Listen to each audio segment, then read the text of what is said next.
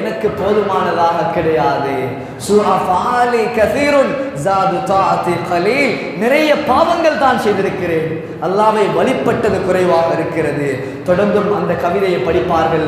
நபிமார்கள் அவர்களுடைய அந்தஸ்தை அடைந்து விட்டார்கள், என்னுடைய நிலைமை என்னவாகுமோ என்று பதறுவார்கள்.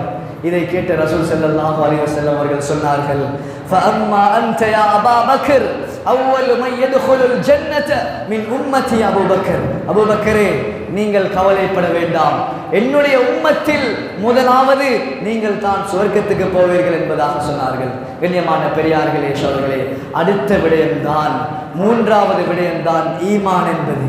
ஈமானை பற்றி என்ன விளங்கி வைத்திருக்கிறோம்? அல்லாஹ் மீது நம்பிக்கை.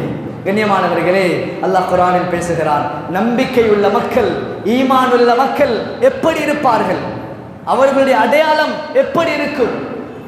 இன்னமல் முஃமினூன அல்லதீன இதா ذுகிரல்லாஹு வஜிலத் குலூபுஹும். முதலாவது அடையாளம், ஈமான் உள்ள மனிதனுக்கு முதலாவது அடையாளம், அல்லாஹ்வை பற்றி பேசப்பட்டால், ஒரு பயானில் அல்லாஹ்வை பற்றி கேட்குகிறான், அல்லாஹ்வுடைய அத்தாட்சிகளை கேட்குகிறான், அல்லாஹ்வுடைய பயத்தால் அவருடைய உள்ளம் நடுநடுங்கும்.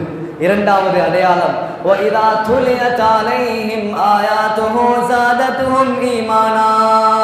குர்ஆனை காலால கேட்கிறார் அல்லது குர்ஆனை வாசிக்கிறார், குர்ஆனில் சொல்லப்படக்கூடியதை சிந்திக்கிறார், இந்த நேரத்தில் அவருடைய ஈமான் அதிகரித்து கொண்டே போகும்.